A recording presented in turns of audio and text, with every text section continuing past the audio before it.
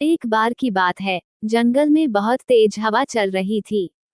तेज हवा से बचने के लिए एक सियार पेड़ के नीचे खड़ा था और तभी उस पर पेड़ की भारी शाखा आकर गिर गई। सियार के सिर में गहरी चोट लगी और वो डरकर अपनी मांद की ओर भाग गया। उस चोट का असर कई दिनों तक रहा और शिकार पर नहीं जा सका।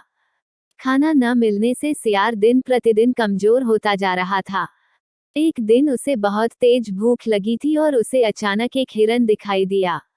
सियार उसका शिकार करने के लिए बहुत दूर तक हिरन के पीछे दौड़ा, लेकिन वह बहुत जल्दी थक गया और हिरन को नहीं मार पाया। सियार पूरे दिन भूखा प्यासा जंगल में भटकता रहा, लेकिन उसे कोई मरा जानवर भी नहीं मिला जिससे वह अपना पेट भर सके।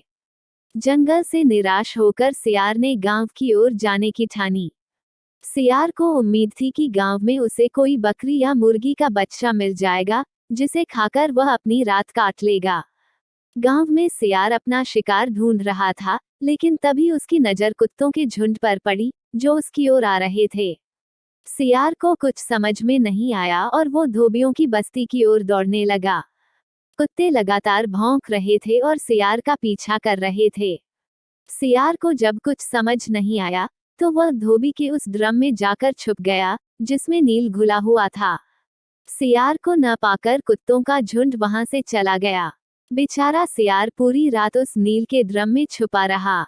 सुबह सवेरे जब वह ड्रम से बाहर आया, तो उसने देखा कि उसका पूरा शरीर नीला हो गया है। सियार बहुत चालाक था। अपना रंग देखकर उसके दिमाग में एक आइडिया आया और वह वापस जंगल में आ गया। जंगल में पहुंचकर उसने ऐलान किया कि वह भगवान का संदेश देना चाहता है, इसलिए सारे जानवर एक जगह इकट्ठा हो जाएं। सारे जानवर सियार की बात सुनने के लिए एक बड़े पेड़ के नीचे एकत्रित हो गए। सियार ने जानवरों की सभा में कहा, क्या किसी ने कभी नीले रंग का कोई जानवर देखा है? मुझे ये अनोखा रंग भगवान ने दिया है और कहा है कि तुम जंगल पर राज करो। भगवान ने मुझसे कहा है कि जंगल के जानवरों का मार्गदर्शन करने की जिम्मेदारी तुम्हारी है। सभी जानवर सियार की बात मान गए। सब एक स्वर में बोले, कहिए महाराज, क्या आदेश है?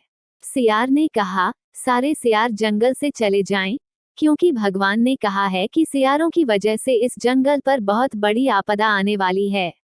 नीले सियार की बात को भगवान का आदेश मानकर सारे जानवर जंगल के सियारों को जंगल से बाहर खदेड़ आए। ऐसा नीले सियार ने इसलिए किया, क्योंकि अगर जंगल में रहते, तो उसकी पोल खुल सकती थी। अब नीला सियार जंगल का राजा बन चुका था। मोर उसे पंखा झलते और बंदर उसके पैर दबाते। सियार का मन किसी जानवर को खाने का करता, तो वह उसकी बलि मांग लेता।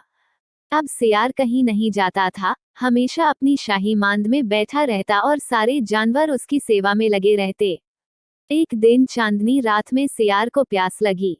वह मांद से बाहर आया, तो उसे सियारों की आवाज सुनाई दी, जो दूर कहीं बोल रहे थे।